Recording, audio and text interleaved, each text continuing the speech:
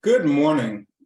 I'm Kyle Robinson with Amplified Silence, coming to you from the Freedom Studio. It's Tuesday, October 11th, and I wanted to bring you a brief introduction to an interview that I'm going to be delivering to you shortly. And today I just had to release the first part of it, so I want to tell you about it. It's a story of a man named Scott McMillan who's wrongfully convicted. Now, November is our wrongful conviction month here at Amplified Silence, and that's going to be the theme that we focus on. Today, I'm going to bring you a very unique aspect that's often overlooked. When we hear about wrongful conviction stories, we think of the person who's inside suffering. We think of all the time that they spend in there, and it's heartbreaking. We often don't tap into the stories of the people who are surrounding them, who go through that long journey with them. Today, I'm going to be bringing you the story of Scott's wife, Miss Tangie Macmillan, who has stood by her husband for over 33 years since he was wrongfully incarcerated for rape at the age of 17 years old. Today, we have DNA evidence overturning the prosecution's theory that landed him in prison wrongfully.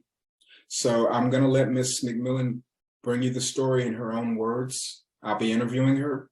And I hope that what this story moves you to do is to consider that when we have this very general or broad approach to incarcerated people, we often dismiss the ones that shouldn't be there. We think, oh, they're in prison, they did something to be there, they deserve to be there. We need to keep them there so we can be safe on the outside.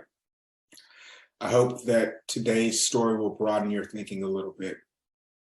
You can follow us on all of the social media platforms. Definitely like and subscribe and share this video with people of like mind. I would try to get it in the hands of everyone who will listen.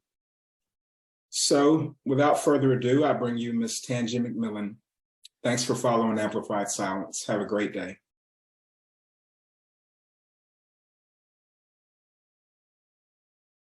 I want to tell the audience a little bit of your story and bring them together. Can you tell us how you met Scott? Yeah. Me and Scott met back when we were kids, literally just kids, teenagers, children. So we meet at a carnival and we proceed to talk to each other, see each other, talk on the phone, that type of stuff when you do when you're teenagers, when you're young children. And then I go out of town for a bit.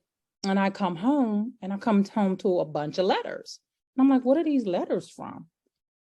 It's his name on there. I'm like, prison, correction facility, what happened? So I open up the mail and I see, the whole story. He's like, T, you're not gonna believe what happened. And just I just need to call you. Get in touch with me as soon as possible. So I do the process of getting an application in to visit him and give my number to him as quick as possible, which back then was just via snail mail, nothing quick. So he finally gets my letter with my number in it and he calls me and he explains to me that he got caught up in a situation. I'm like, what do you mean in a situation? So he says, my boy came over and asked me to take a run with him, but my first mind said not to go. But I went against my first mind and I went with him to this crack house. I'm like, crack house, really? What? So it's like, no, you and crack, what are you talking about? What are you even doing? So he went in there and he goes, T, I promise you, I didn't do anything but sit there. I got drunk, was smoking. Yeah, I know you don't want me to do all that. I know. But anyway, it's like, Scott is, I couldn't comprehend that because he's not that guy. He's not that smoking, hanging out in crack houses, just in that atmosphere, period. So not knowing, I guess that's where they were going. That's where he ended up. So needless to say, he's smoking, drinking, getting high, sitting on this couch. And he proceeds to tell me, yeah, they were up in there being loud, being rowdy. He couldn't really remember a lot or see a lot because, of course, he's high, he's intoxicated and whatnot. So long story short, a young lady, 14 years old, gets raped in there. So my friend at the time, because he's my friend, tells me, T, I didn't do anything. They're accusing me of it. The lawyer, the court-appointed lawyer, he and I do not see eye to eye. We didn't see eye to eye. I was trying to get them to understand that. And then even when we first went into the courtroom, we found out it was the wrong court because my co-defendants were in another court. So they were like, well, can we go to where my co-defendants are? And the Judge Fred Mester, didn't allow him to go where his co-defendants were. So being that he and his lawyer did not see eye to eye, he told the judge that they didn't see eye to eye and he would like to get his own attorney. He has his own attorney. So the judge was like, no, you can get the court appointed is up to date. We're ready to get this moving, whatnot. So they found Scott guilty of CSC and gave him parolable life sentence for 80 to 120 years. And that crushed me. Although I knew when they said he did that, I knew beyond a shadow of a doubt, he did not do that. That's not the young boy that I knew, and it's not the man that I know today. Needless to say, in the midst of all of that, we had children. So my girls, his girls, growing up now without a father. I'm growing up without a husband, well, a father at the time for my children, so a boyfriend at the time. Children going to see their dad in that environment, period, tore at my heart because my children have to leave crying, why can't daddy come home with us? Why daddy? And that just, that tore at my heart, his heart. It just got so bad that I just periodically just took them further and further to see him like that, because it was just too much. It was just too much. But thank God, Kyle, that I had the support system that I have to raise my girls, because without that, I don't know how we would have made it, but the struggle would have been so much more. And I can't even imagine. But thank God that I do have a good paying job with great benefits to help out, but it takes a village. And, my mom and my aunts and stuff, they stepped up to the plate. And I, our brothers and sisters, they stepped up to the plate to help his mom. So we made it through, but it was a struggle. It was a complete, utter mess. You took a young kid, you took his life. You took his life and he's innocent.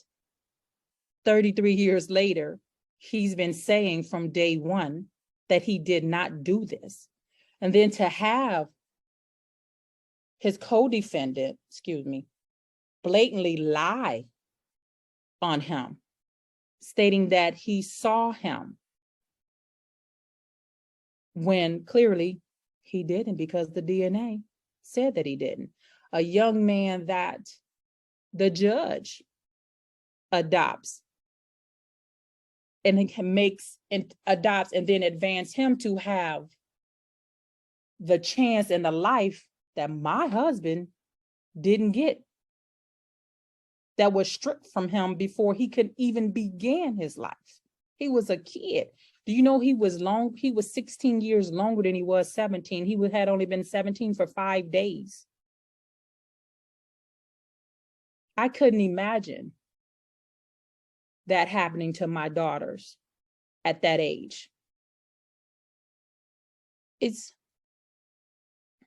wrong. It was just wrong. And then the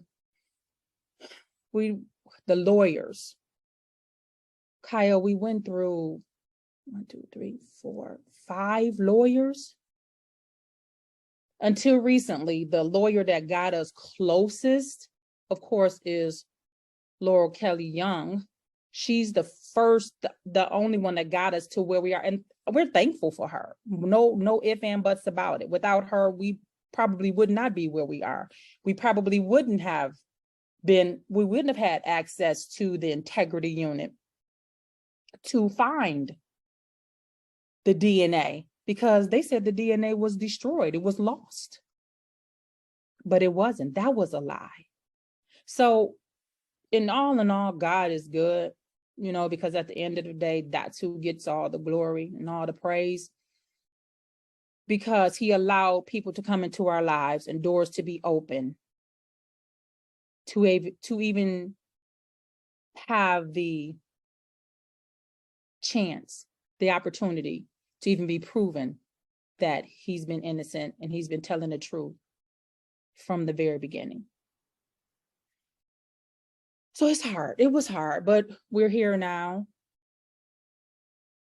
But yet we're not. It feels like you're so close to the finish line, and it still feels like nothing's guaranteed. Exactly. You know, I think a lot of people have this idea of a justice system in which if people fall through the cracks and are wrongly convicted, that they will get out.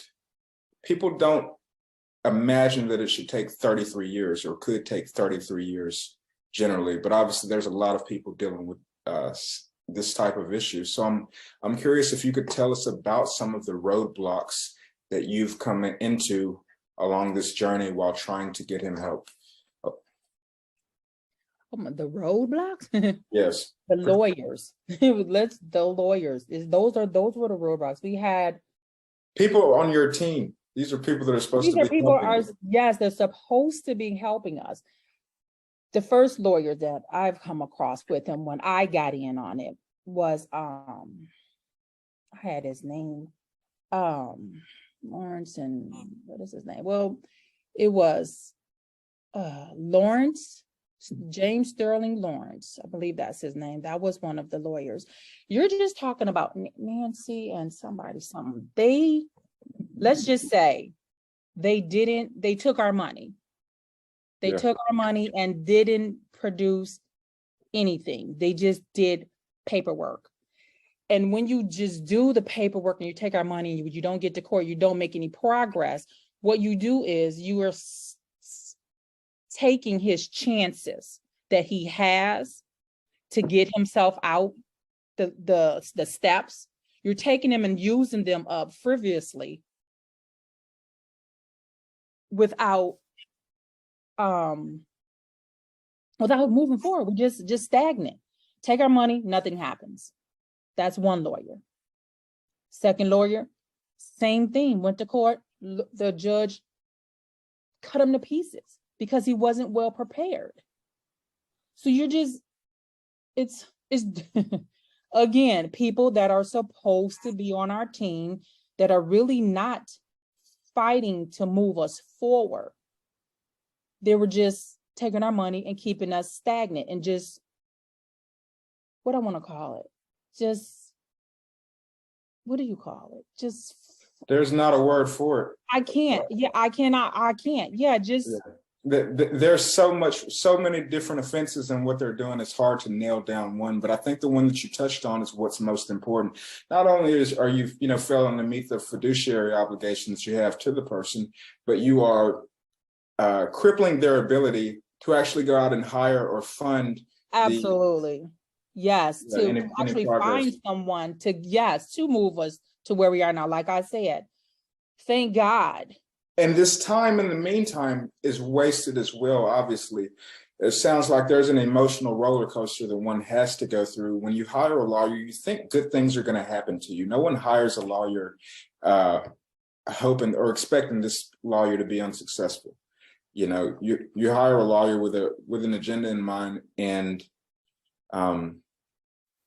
just listening to Scott tell the story is frustrating, because it's a pattern of the same thing, and I think people have no idea that that's really what an innocent person can face.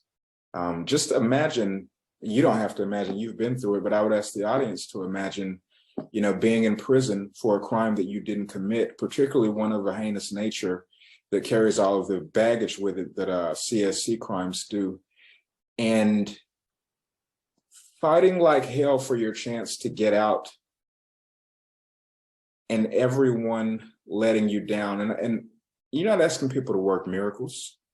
You're just asking people to represent your husband the way they would represent their own partner, the way they would represent anybody. Please. How about just do your job? That's all we ask. We pay you to do your job.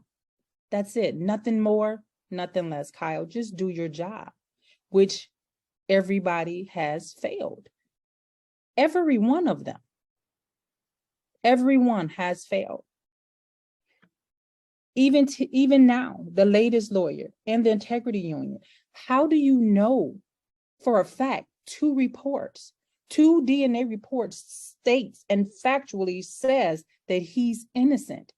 So how do you not have my husband back in court immediately?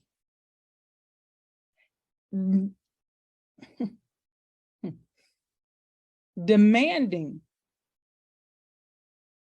that he's released to come home. Where do they do that at, Kyle? What is the burden now that they're trying to levy on you and Scott? What are they asking Scott to do now to defend himself or move forward in his defense? Because it seems like he shouldn't have been able to get the news about the DNA without by the time that he got the news about the DNA, it seems like there should have already been something in the works in the process, moving him towards a court date. At that moment, for him to even, before he could even get it, it should have already been in the works. No, Kyle, no. The lawyer, the latest lawyer, the integrity union went silent, heard nothing else from them whatsoever. The lawyer, she started turning on us. So we end up having to hire a certified paralegal to move forward with a motion in a brief to present to the courts. Again, having to hire another legal team to help us. What?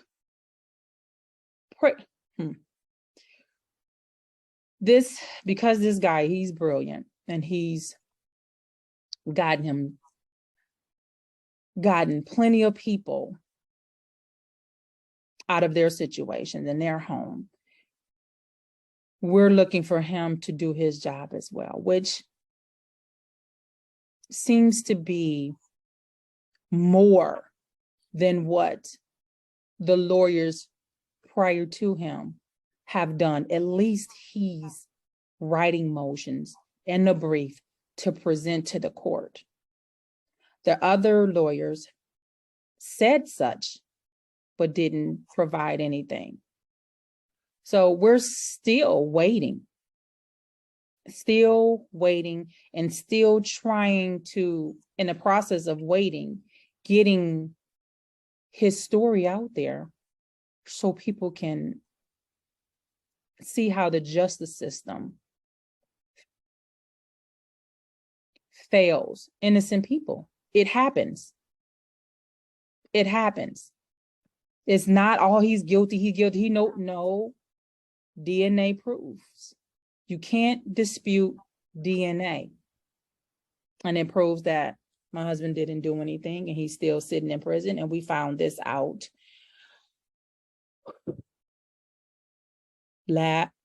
April of this year, that he was innocent. And my husband is still sitting in prison. Scott is still there.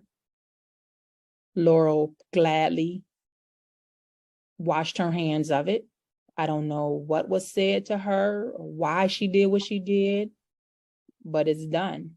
So we have no choice but to move forward and try to get him home. I mean, the door is there, but it's just it just seems like it's so unattainable right now, but it's right there. So how has the conviction integrity unit served you? I'm going to give this. They served us in a way of they helped us locate the DNA. They did do that part. So they were a great asset in proving actually that he was innocent. I'm going to say that was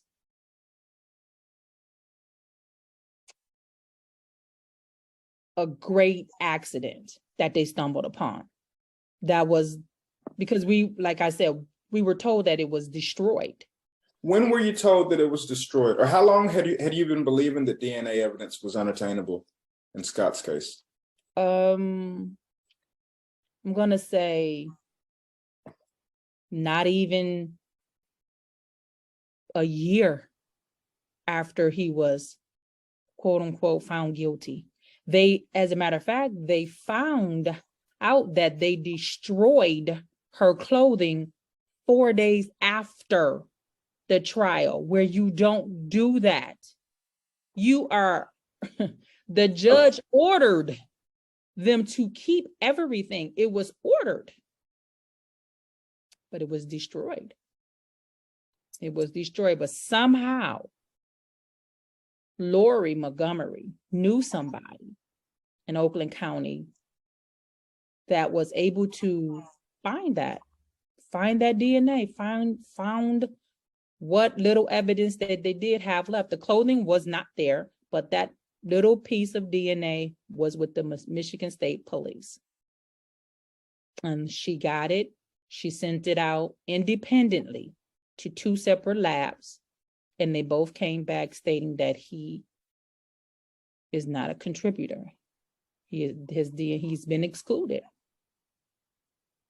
But again, April. So he's been stating for the last 34 years that he's been innocent. So can you please tell me, when you find out that he didn't do it, why is he still in prison? Ms. Macmillan, can you tell us who Scott has become?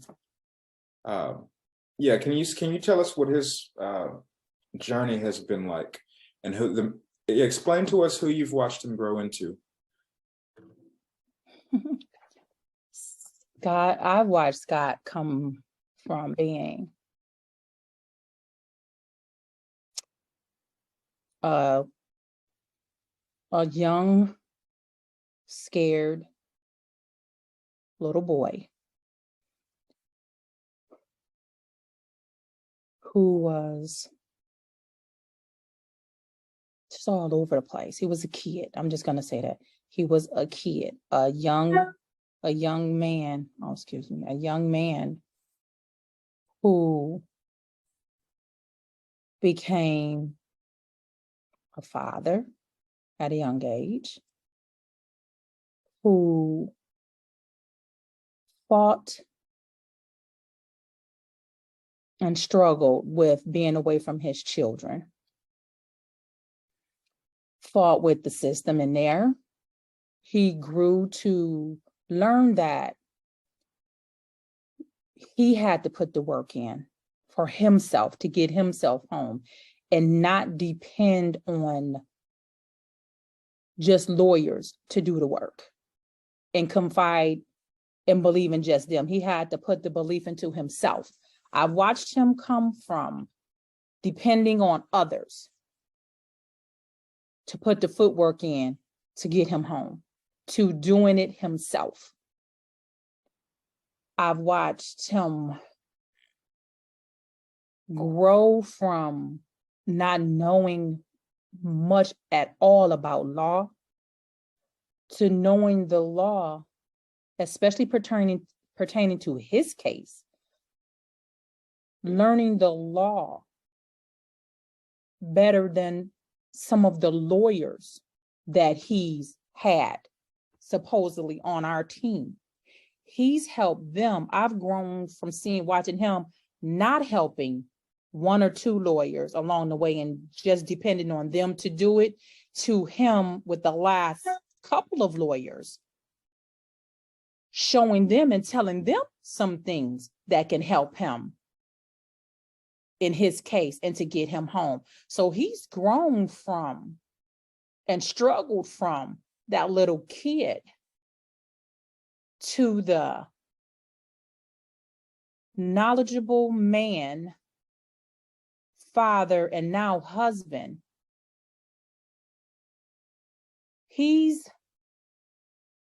And I'm not just saying it because he's my husband, but however, he is one of the strongest,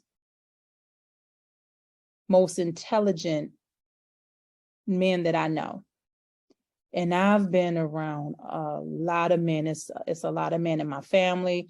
And I've worked around a lot of men. I work in a plant. I work for Ford Motor Company, which is male predominant.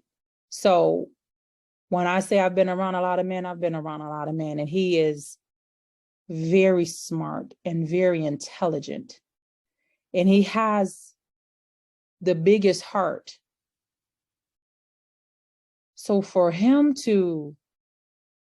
he's a beautiful human being, he really is. So for him to be stuck back there, stuck in prison and not allowed out here to be an asset to society is a great waste. He has so much to give and so much to share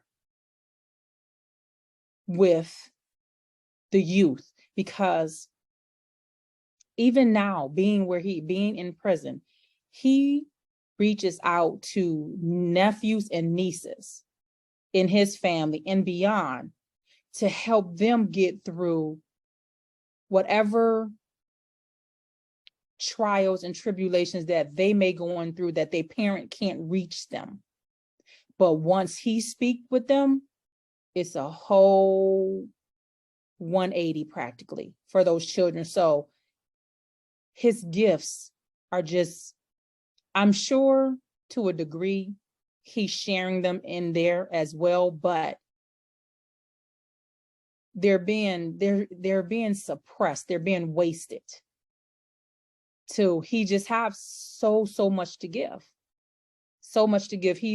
Like I said, he's a beautiful human being. Anybody that ever has the opportunity to speak with him will not come away being the same person you were before you spoke with him. He has a way of just building people up. He does. Allowing them to kind of see what he sees in them and what's really possible for them. He was a big part of encouraging me to start this platform. And also giving me the confidence along the way to be able to stick with it and try to get it started. I don't think I could send an email when I first met Scott. And he really made me feel like I could have an impact on the world. And I imagine that it's hard to be around Scott on the inside and not get the same thing inside of prison, because it's just who he is. Can you tell us? Can you tell us what it's been like, to the extent that you can? Can you tell us what it's been like for your children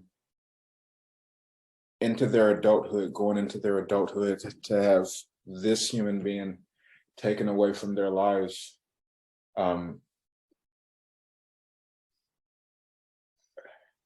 It's a recipe for so much. It's a recipe for great difficulty for one person to cope with. You're obviously a person of magnificent strength, but you've built and sustained that over time. With children, I don't think they can truly understand. They get the gravity, but they can't totally understand the detail, and you don't want to make it their burden.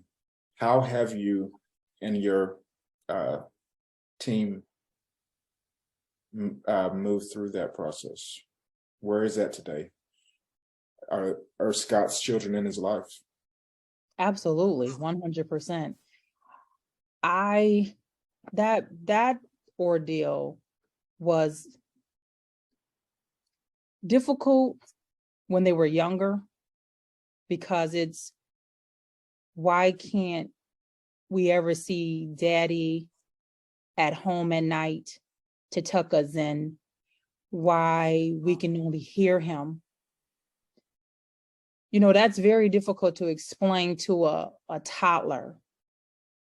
At what age did they start to get it? Did they start to understand daddy may never come home?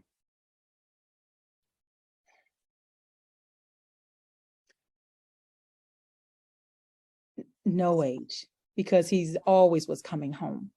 It wasn't never he's not coming home, because he's still coming home to this day. So we never allowed him to ever think he wasn't coming home. That wasn't an option. It still isn't an option.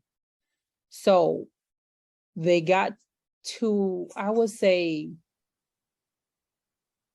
probably the ages of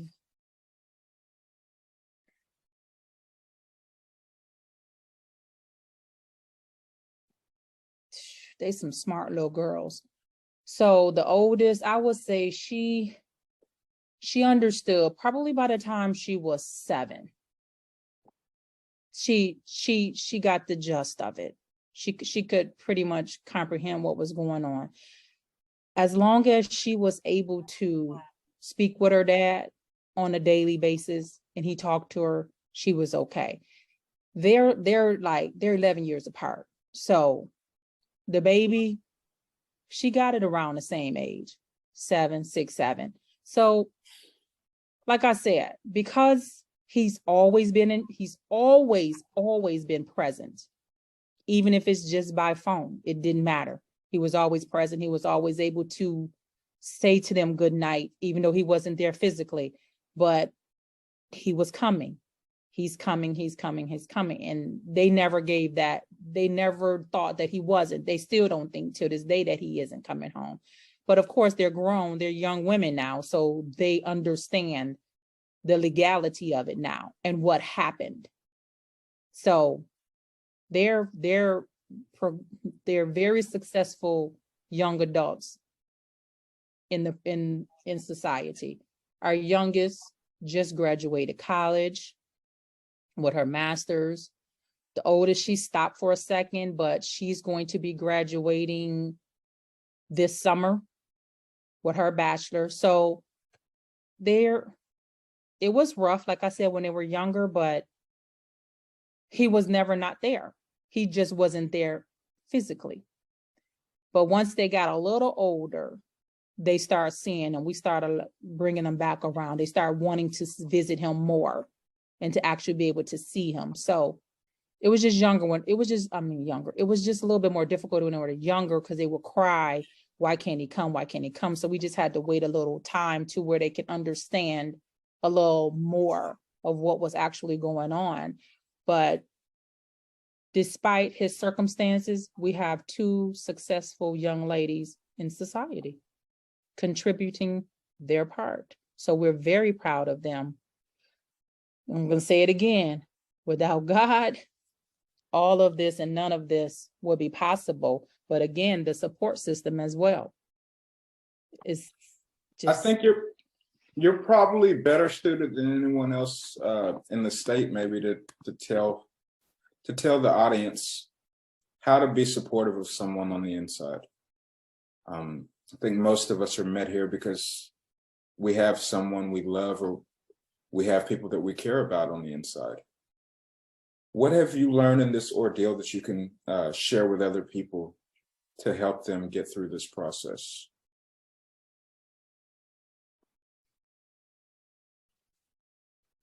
You can take a moment. Feel free to take all the time you need.